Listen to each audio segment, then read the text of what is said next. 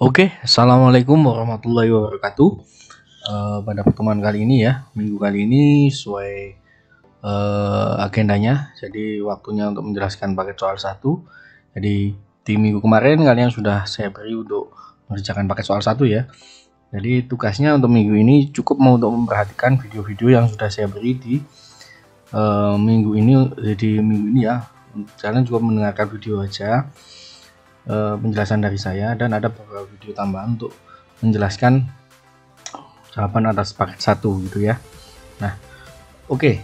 Nah, jadi nanti di pertemuan berikutnya, pertemuan minggu yang ketiga, nanti kalian cukup ke LKS ya. Nanti ada tugas dari saya mengerjakan beberapa LKS ya.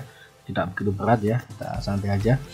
Jadi setiap minggunya ada paket soal gitu ya. Minggu pertama paket soal, minggu kedua video penjelasan, minggu ketiganya ke LKS. Jadi pembelajaran kita itu terstruktur, jadi tidak acak-acakan gitu ya.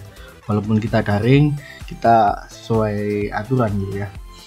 Oke, ini yang sudah, karena saya sudah berpengalaman gitu ya. Jadi dalam daring itu sudah saya pernah ikut jadi dosen UT gitu ya, online gitu juga.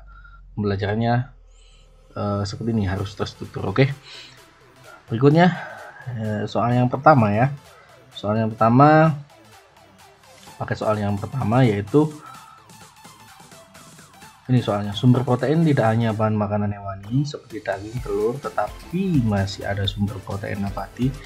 Cobalah kamu cari berbagai sumber kelebihan dan kekurangan protein hewani dibandingkan dengan protein nabati. Nah, ini kalian kerjakannya sesuai dengan tunjuk ya, sesuai dengan di LK.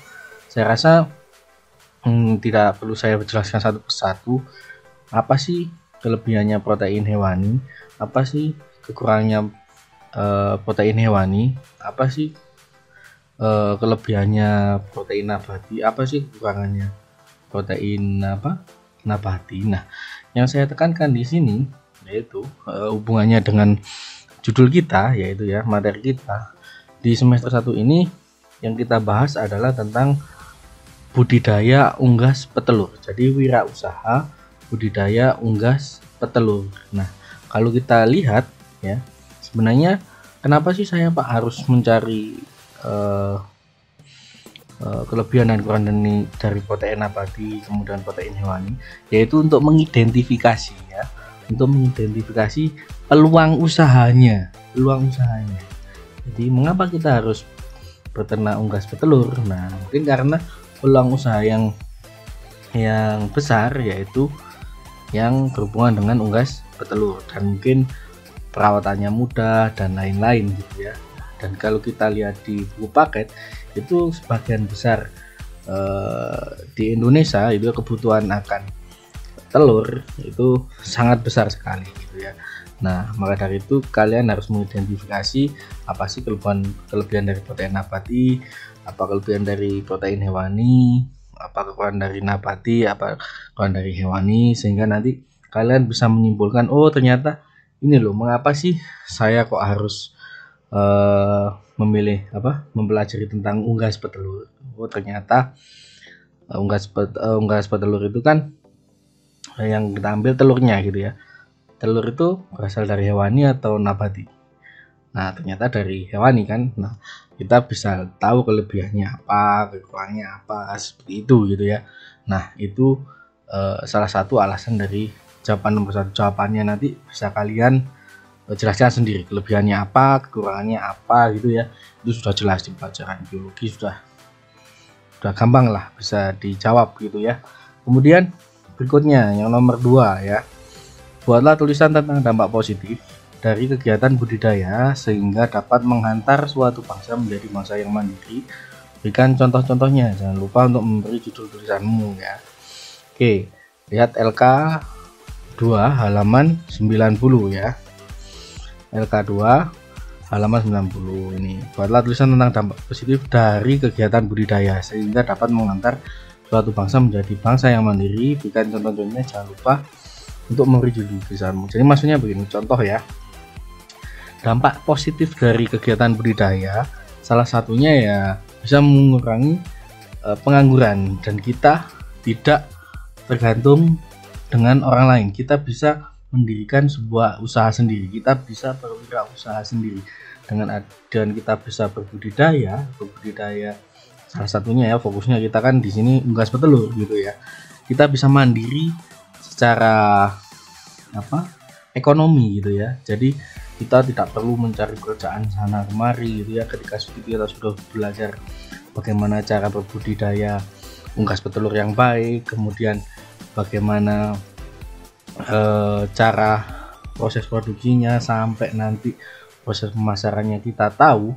Nah, kalau itu bisa berjalan dengan baik dan lancar, maka itu bisa menjadikan sebuah pekerjaan tetap bagi kita. Kemudian selain itu kita juga membuka peluang usaha ya, peluang usaha sehingga peluang pekerjaan sehingga nanti bisa mengurangi angka pengangguran. Jadi kita bisa memberdayakan orang di sekitar kita yang belum bekerja sehingga bisa mengurangi angka pengangguran. Nah, dari sinilah nanti akan bisa menjadikan kita berkontribusi ke negara ya, bisa menjadikan bangsa yang mandiri. Bahkan di masing-masing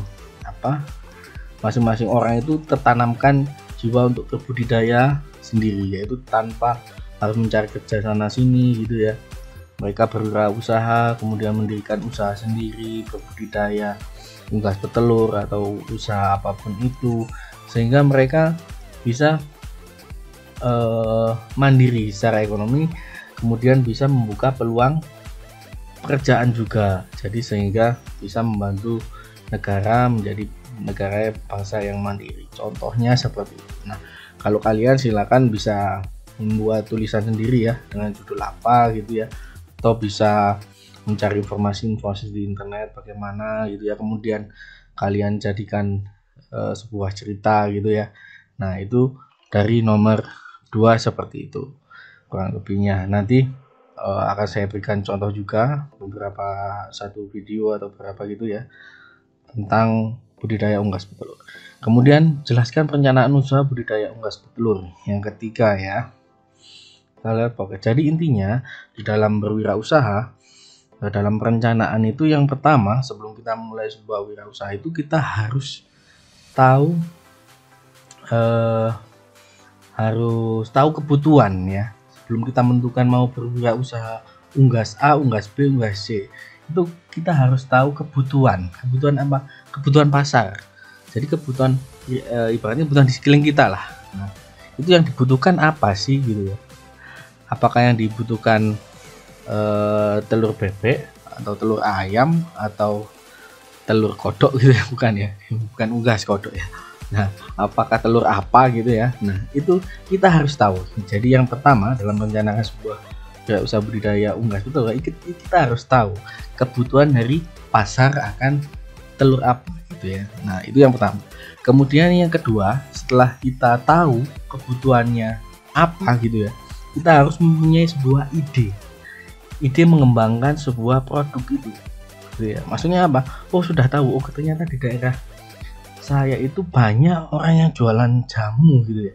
Ketika jualan jamu mereka membutuhkan telur bebek ternyata ya, atau telur ayam gitu ya.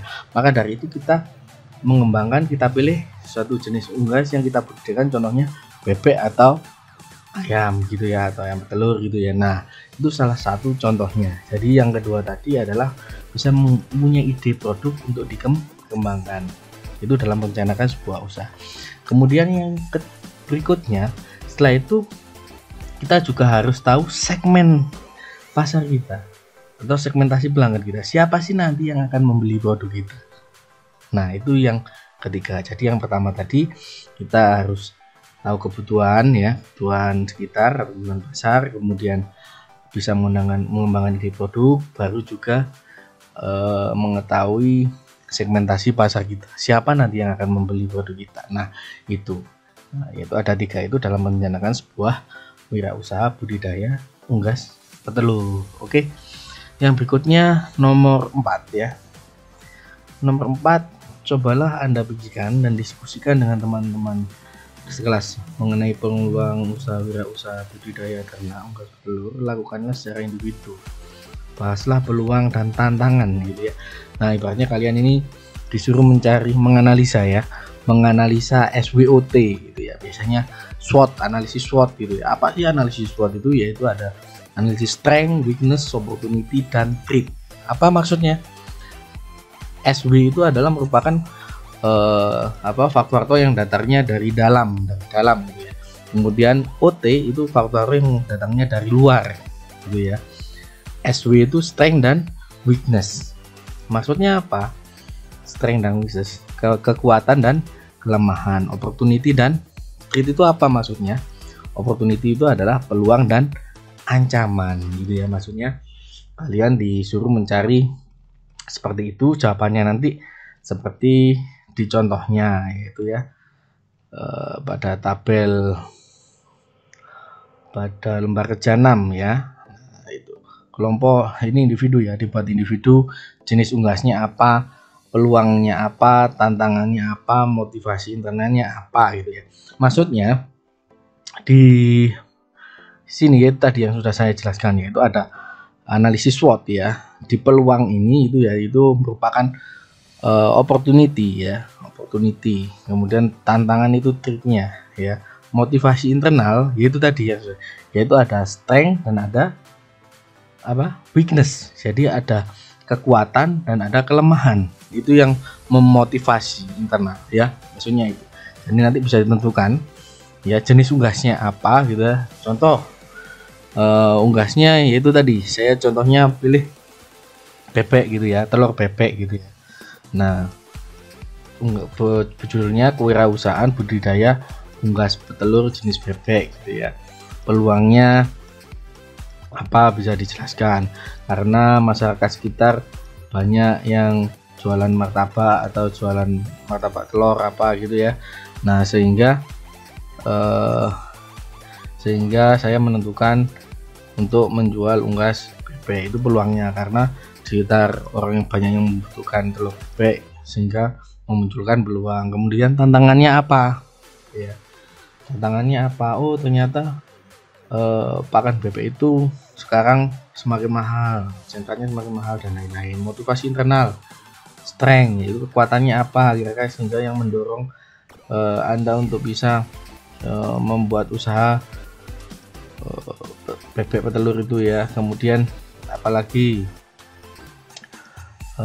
kelemahannya gitu ya. Jadi dilihat dari segi strength, weakness, opportunity, dan threat. Opportunity dan threat itu masuk di opportunity itu peluang, threatnya itu tantangan. Kemudian motivasi internal ada strength dan weakness. Oke, saya rasa itu di nomor 1 sampai 4 ya. Ini masih di awalan, nanti selanjutnya kita ketemu lagi di paket yang kedua. Jadi seperti yang sudah saya jelaskan, nanti selain ini nanti ada video-video yang mensupport dari pertanyaan-pertanyaan yang berhubungan dengan paket 1. Jika kalian ada pertanyaan, silakan bisa langsung WA saya gitu ya kalau kurang jelas. Oke, terima kasih atas perhatiannya. Saya Rizyan. Wassalamualaikum warahmatullahi wabarakatuh.